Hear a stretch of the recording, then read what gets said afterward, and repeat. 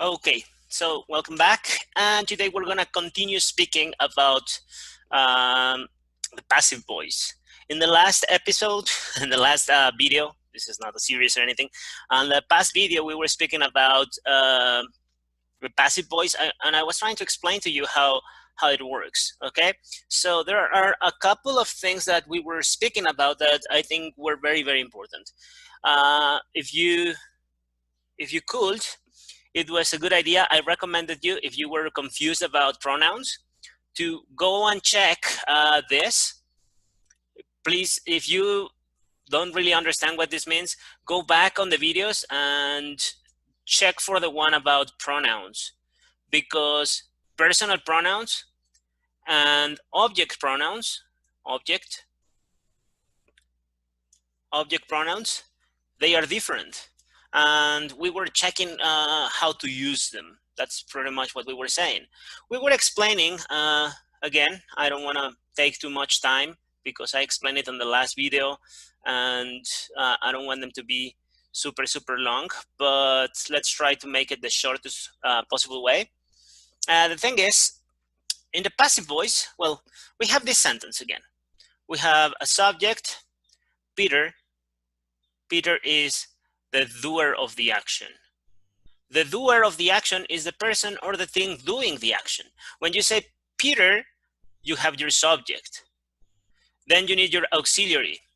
This is the simple past. In the simple past, the auxiliary is not used in affirmative statements because this state is affirmative. If you don't remember this, please go back to the simple present and simple past video. It was, we explained all of this. So in affirmative statements, we never use the auxiliary. If you don't have the auxiliary, then you have the verb. The verb is paint.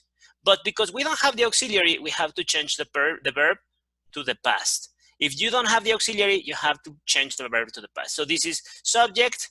This is a verb. This verb, the verb to paint, is a transitive verb. It's a transitive verb because it takes an object. Do you remember what an object is? You have a person, you have Maria.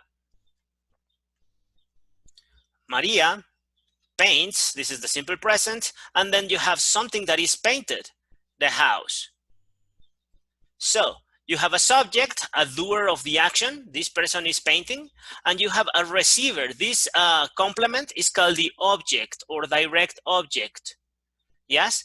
Why is it the object? Because it is receiving the action of being painted. This one is a noun. Name Maria is a noun, is a person, is a woman. And house is another noun. You have two nouns, the house and Maria. Okay, you have two nouns. One is doing the function of being the subject, is the doer of the action. The other one is the object, is the receiver of the action. So in this case, we have the same. Peter is the subject. The auxiliary will be did, but we don't use it. We have the verb with the past. In this case, we don't have the auxiliary because it is the present, and the verb takes the S. And then we have an object. The object is the thing that is receiving the action of being painted. So Peter paints, and Gabriel receives the painting, okay? This is pretty much what we were doing. Peter paints and Gabriel receives the painting. Remember that Peter is the subject. The subject is the doer. If you don't want to write Peter, if you want to get rid of Peter, you can eliminate Peter and replace it with a pronoun. These are pronouns. What is a pronoun? Pronouns are words that replace nouns. So this is a noun. Remember, Peter is a noun. I can replace it with what? With a pronoun. In this case, these are personal pronouns. What is a personal pronoun? I, you, he, she, it, we, you, and they. Those are the personal pronouns. And you use them to replace subjects. Peter is the subject. Instead of Peter, you say he.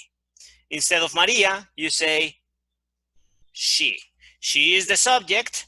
She is a woman. So Maria, she. Peter is the subject. He is the third person of the singular, is only one, and he is a man. He's masculine, so he. Then you have the verb, and then the object is replaced. If you have a noun that is acting as the object, like the house or like Gabriel, then you replace it not with a personal pronoun, but with an object pronoun. I hope you remember this. The object pronouns are me, you, him, her, it, us, you, or them. In this case, well, Gabriel is a man, and he's singular, and he's the third person, so it will be him.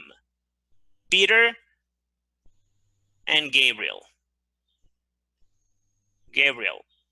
This is he because it's the subject. This is him because it is the object. She paints. In the case of the house is it. Is it for objects, and it is it for subjects. So it doesn't really matter. It's always it. She paints it. It means the house is the object. She is Maria. She's the subject. This is the active voice. The active voice is is the one that we normally use. But what we are doing right now is that we are changing everything to the passive voice.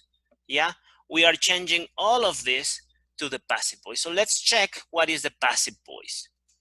As you remember, I think, well, before we start with the passive voice, I don't know if you remember, we were speaking about it in the last video. The passive voice is when we change the emphasis. In the active voice, the normal voice, the subject is always the doer of the action. Yes, the subject in this case, for example, my mom is the subject, and the subject is the doer of the action. Yeah, she is the person doing or not doing. My mom doesn't eat cereal. This is the auxiliary. It is in negative. This is the simple present, and then this is the verb. And this is the complement. This complement is an object, a direct object, and it is a noun. My mom is also a noun. Remember, noun is the name of a thing. Yeah, chair, dog, house, pen, light, all those things are nouns. Mom is a noun. Cereal is a noun. Nouns can normally work. They do the function of being the subject or being the object. Yeah, in this case, my mom is the subject and the cereal is the object. In this case, we have the verb to eat. This verb here is a transitive verb. Transitive verbs, they transfer the action. My mom is doing the action and the cereal is receiving the action. The cereal is not doing anything. The cereal is not moving. The cereal is doing the action of not being eaten or being eaten. I mean, it can be affirmative or negative, whatever. My mom doesn't eat cereal, or my mom eats cereal. And the cereal is not doing anything. It's not being eaten or is being eaten. But the cereal is not the subject. The subject is my mom. My mom does or doesn't do the action. In this case, we have another time. We have the subject. We have the auxiliary in the negative. We have the verb. We don't have the S because we have the auxiliary. This is the simple present. We have this S here. I hope that you remember how it works. Then we have, well, this is the verb. And then we have a complement. But this complement, this park, is not an object. This is a complement of place. Why is it not an object? Because my dad doesn't walk in the park. The park is not walked on. Nobody, the park is not receiving the walking. The park is the place where your dad walks. I walk in the mornings. The morning is not receiving my walking. The morning is just the moment where I walk. I walk slowly. Slowly is not receiving my walking. Slowly is just the way I walk. It is a description of how I walk. So this verb, the verb to walk, it is an intransitive verb. Intransitive verbs, intransitive verbs, they don't accept objects. If you don't have an object, you can never have the passive voice. Yes? If you have an object, in this case, you have an object. If you have an object, you can have the passive voice, because the passive voice is when we switch the emphasis. In the passive voice, we don't care about the doer of the action. We don't care about who does or who doesn't do the action. We care about the receiver of the action. We care about the person or the thing receiving the action of the verb. We were speaking about this on the last class, on the last video, and I was telling you that there are many different reasons to use the passive voice. Maybe you don't know who the doer is. My car was stolen. Somebody stole my car. When I say my car was stolen, I am placing emphasis on my car, because the car didn't steal anything. The car was stolen. But the important thing to me is that I don't have a car anymore. So I say my car was stolen. I don't know who the doer is. I don't know who stole my car. So I cannot say Charlie stole my car, because I don't know if it was him or if it was a different person. Okay. In this case, for example, you can use it because it is not, sometimes it is not important who does the action, but the important thing is who receives it. Again, for example, when you say Juan Perez was arrested, the important thing is not that the name of the police. Plus, it is obvious that it was the police. The police are the only people that can arrest someone. So if Juan Perez was arrested, it was obviously by the police. The police are the only people capable of doing that. Again, if in your city there are two bears, and in the news they are gonna say two bears are seen, or two bears were seen. So when you say two bears were seen, you are saying that you are not mentioning the person who saw the bears. But it's not important who saw the bears. The important thing is that you know that there are bears around your house or around your city or around your neighborhood. Okay, so that would be the important part. In this case, we have two sentences. We have my mom doesn't eat cereal and my dad doesn't walk in the park. This one can be in the passive voice. This can be transformed into the passive voice. Why? Because it has an object. This one cannot be transformed into the passive voice. Why? Because it doesn't have an object. If you don't have an object, you cannot switch the emphasis to the object. So, to eat is a transitive verb. It transfers the action from my mom to the cereal, okay? The cereal suffers the action of being eaten. This verb allows objects, so the indirect object, cereal, is the receiver of the action, can be emphasized and transform the sentence into the passive voice. Only when you have a direct object, you can have the passive voice. With walk, to walk is an intransitive verb. It doesn't transfer the action from my dad to the park, and the park doesn't suffer the action of being walked. This verb doesn't allow objects, so the word park is not the receiver of the action. So we can never use the passive voice with intransitive verbs. We can change the first sentence, this one. We can change it into the passive voice. I hope that you remember how to do that. I was telling you, it is the same structure. Subject, auxiliary, verb, and complement. But the difference is that, well, the subject is not going to be the doer of the action. The subject is going to be the receiver of the action. So the subject is the cereal, not my mom. The receiver is the person or the thing that receives the action of the verb. That is the subject in the passive voice. In the passive voice, the subject is the receiver. The auxiliary is the verb to be. Very simple. But you have to conjugate it in the present, into the past, into the future perfect, into the any time tense. This has to be conjugated. It's not to be. Yeah. In this case, for example, my mom doesn't eat cereal. This is the present. You have the auxiliary thus. If you want to do it in the present, you need the verb to be in the present. This is the verb to be in the present. Well, it should be negative because this was negative. Isn't. Okay? Cereal is the subject. Cereal is the third person of the singular. The verb to be in the present can be am, are, or is. I am, you, we, and they are, he, she, and it is. In this case, cereal is it. So the verb to be conjugated in the present to the word cereal is.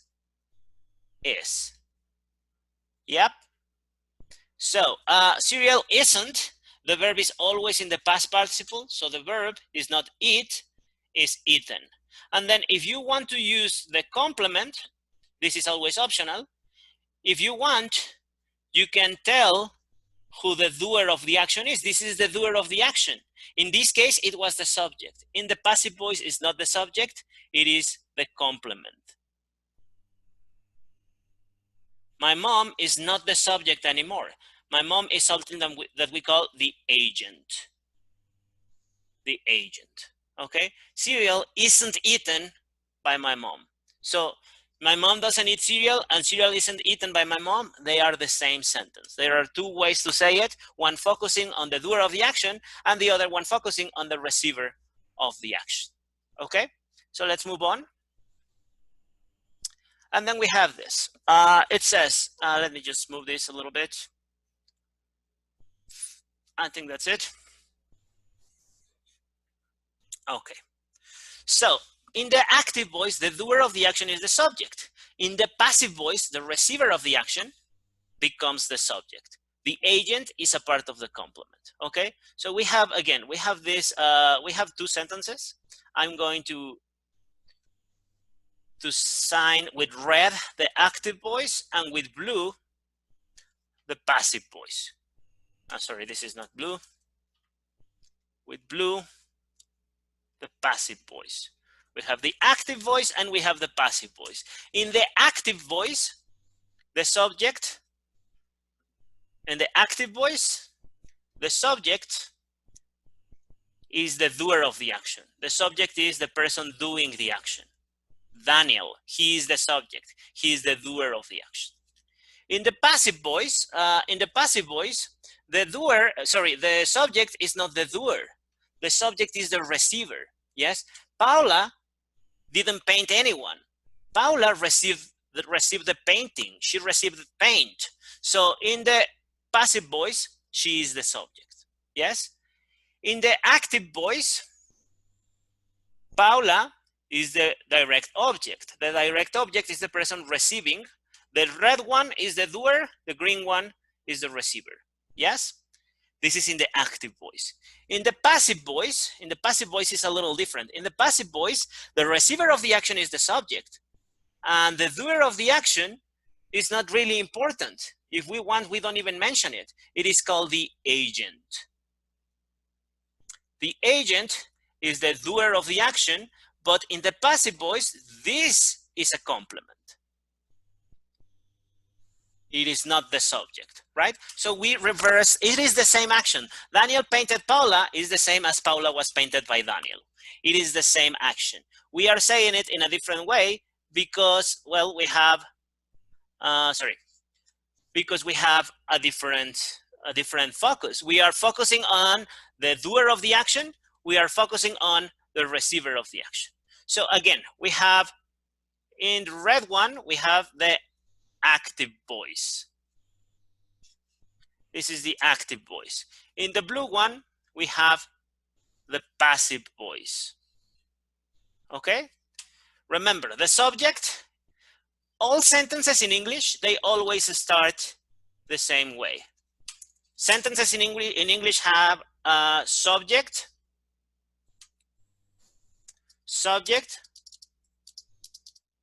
auxiliary, or modal. You know this now, or modal. Maybe taking the negative if this was a negative sentence. Then you have a verb, and then you have finally and optionally a complement. Every sentence has this. There is no way to do this differently. Subject, auxiliary, verb, and complement. These are affirmative statements. Remember, if they are negative, the auxiliary or the modal take the negative. If they are questions, you change the order. So again, let's give them some format. This is, the subject is going to be red. The subject is going to be red. The auxiliary or the modal verb is going to be in green. You know what? I'm going to use sorry. Undo, redo. Okay, sorry. I'm going to use a different tool. The subject is in red.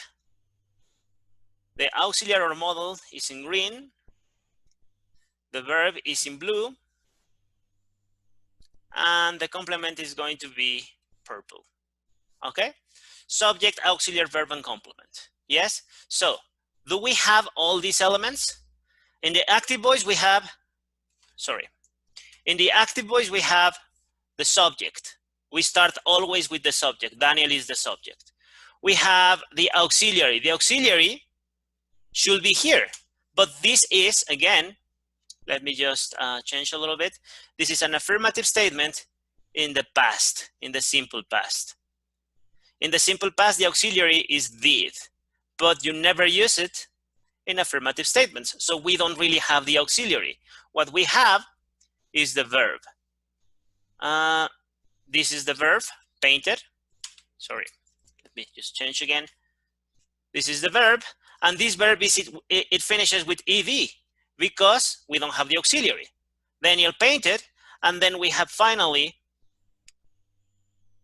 the complement. Subject, auxiliary, in this case is not necessary. Verb changes because we don't have the auxiliary, and complement. Subject, auxiliary, verb, and complement. Very good. In the active voice, we can change the subjects. In the active voice, we can change the subject. The subject is Daniel, right? This subject is going to have to change for a personal pronoun. Personal pronouns are these words here that you use to change subjects. If you don't want to say Daniel because you don't want to repeat or whatever, you can say he. Instead of Daniel painted Paula, you can say he painted Paula. Yes?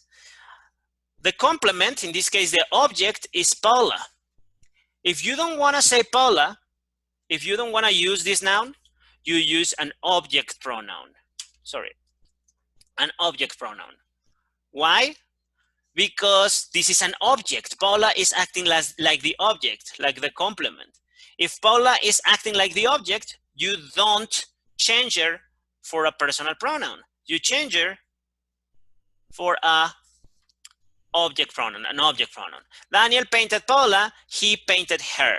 This is perfect. In the passive voice, the only thing that we have to do, the only important thing in the active voice is that the subject, this person here, the subject is the doer of the action. In the passive voice, we have the same, subject, auxiliary, verb, and complement. But the subject is not the doer. The subject is the receiver. The receiver of the action is going to be the subject. So my subject is Paula. My subject, in the passive voice, Paula was the object. In the active voice, Paula was the object. In the passive voice, Paula is the subject. Okay? She was the object, now she is the subject. Then what do we need? Auxiliary. Your auxiliary for the passive voice is always the verb to be. The verb to be conjugated in any time tense. In this case, this sentence is in the simple past. So I use the verb to be in the past. The verb to be in the past is the auxiliary, was. Paula was. If it was plural or the second person, it will be were. You were. She was. Paula was. And then the verb, the real verb, right here, paint, is here. But paint is always in past participle. The past participle of paint is painted. Paint is a regular verb, so the simple past is paint, and the past participle is painted and painted. They have the same form in the simple past and in the participle form. And finally, we have the object, well, the complement. The complement in this case is not the object, it's not the receiver. The complement is Daniel, the complement is Daniel because Daniel is not the subject. The subject is Paula. Paula is the receiver of the action. Daniel, he is the doer of the action. But in the passive voice, the doer of the action is not the subject. The doer of the action is called the agent and is one type of complement. Okay? If I want to replace Paula, if I don't want to say her name, if I don't want to say Paula was painted, Paula is the subject. When I have subjects, I replace them with personal pronouns. So Paula is a woman. Before she was her. Now she is she. She is the subject, is the receiver, but she's the subject. Subjects always use personal pronouns. Okay? And what about Daniel? Daniel was the subject, but now he's the object, the complement. So now we use an object pronoun. It's not he, it's him. The one who was the subject now is the complement. The one that was the complement now is the subject. We had to change things, okay? But we respected the same, we respected the same structure. Subject, auxiliary, verb, and complement. Subject, auxiliary, verb, and complement. The only difference is who is the subject. The subject is the doer, the subject is the receiver, ¿ok? Ahora en español, esta parte es importante. Tenemos dos voces, la voz activa y la voz pasiva. En la voz activa, el sujeto es, ¿quién? Esta persona de aquí. En la voz pasiva, perdón, en la voz activa, el sujeto es quien hace la acción. En este caso, ¿quién está haciendo la acción de pintar a Paula? Daniel está haciendo la acción de pintar a Paula. Entonces tenemos nuestro sujeto. Siempre se empieza con el sujeto, ¿sí? En la voz activa tenemos Daniel, tenemos un auxiliar. Siempre necesitamos un auxiliar o un modal. En este caso, como es el pasado simple, el auxiliar no se usa. Recuerden que el pasado simple y el presente simple son los dos más difíciles. Son los que tienen un montón de excepciones. Hicimos un video específicamente sobre eso. Si tienen dudas sobre cómo se usa el presente simple o el pasado simple, por favor vuelvan a ver ese video. Hablamos de que hay 12 tiempos y 10 siempre usan el auxiliar. Pero el presente simple y el pasado simple en afirmativos, solamente en afirmativos no lo usan. Entonces, bueno, aquí debería estar mi auxiliar. Como no está mi auxiliar, el verbo, que es este de aquí, se lleva el pasado. Si estuviera el auxiliar, por ejemplo, si esta oración fuera negativa, diría didn't, y este sería obligatorio, y entonces ya no digo painted, eso sería doble pasado. Nunca digo didn't painted, eso es doble pasado, es redundante. Más bien digo didn't paint, y ya estuvo, ¿sí? Aquí, por ejemplo, tenemos sujeto, auxiliar, verbo, y nuestro complemento es muy importante porque nuestro complemento es un objeto. Es quien está recibiendo la acción de ser pintada. Daniel pintó a Paula. Paula recibió la pintura. Su piel estaba cubierta de pintura. ¿Ok? Sujeto, auxiliar, verbo y complemento. Si queremos cambiar los pronombres, pues Daniel era el sujeto y se cambia por un pronombre personal. Y Paula era el objeto y se cambia por un pronombre de objeto. Los complementos o los objetos siempre se cambian por pronombres de objetos. Los sujetos siempre se cambian por pronombres personales. En el caso de abajo, esta es la voz pasiva y es completamente diferente. ¿Por qué? Porque nuestro sujeto, siempre empezamos otra vez por el sujeto. Pero el sujeto ya no es quien hizo la acción. El sujeto es quien recibió la acción. ¿Quién recibió la pintura en su piel? Paula. Entonces ella es el sujeto. El sujeto es Paula. Antes era el objeto y ahora es el sujeto. Nuestro auxiliar ya no va a ser did. Did es el auxiliar de la voz activa, es el normal del pasado. En el pasado, en la voz pasiva, nuestro auxiliar siempre es el verbo to be. Siempre va a ser el verbo ser o estar, siempre. ¿Cómo? ¿En qué tiempo lo conjugo? Bueno, si esto estaba en pasado, pues pongo to be en pasado. ¿Cuál es to be en pasado? Was o were. Como Paula es la tercera persona del singular, entonces she was. ¿Ok? El verbo, este de aquí, también se pone. Pero este siempre, siempre, siempre, no se hagan bolas, siempre va a estar en participio. Recuerden que el participio es una conjugación, no un tiempo, ¿sí? Aunque esto esté en pasado simple, ocupa el pasado participio, pero si estuviera en futuro, también ocupa el pasado participio. El pasado participio no es un tiempo, es una conjugación. Como es un verbo regular, el verbo paint, tanto el verbo en pasado es painted, como en pasado participio también es painted. Cuando tengamos verbos irregulares, vamos a tener que tener cuidado, como eso de ate y eaten. Ate es el pasado, eaten es el participio. Y nuestro complemento siempre es opcional. En este caso podemos poner como complemento al que antes era el sujeto, que es quien hizo la acción, es el doer, es quien hizo la acción. Antes, en la voz activa, esta persona era el sujeto, era lo más importante. Ahora, lo más importante es el que recibe la acción. Y este es opcional, lo pongo si quiero, si no, no.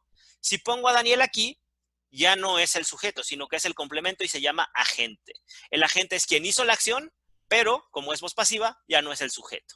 Entonces tenemos sujeto, auxiliar, verbo y complemento. Si se dan cuenta, una cosa bien importante pasa, que es que si queremos reemplazar a Paula, Paula En la voz pasiva era el objeto y la reemplazábamos con un pronombre de objeto, con her. Como Paula ahora es el sujeto, la reemplazamos con un pronombre de sujeto, o sea, con un pronombre personal, she. Como es femenino y es singular y es la tercera persona, sería she.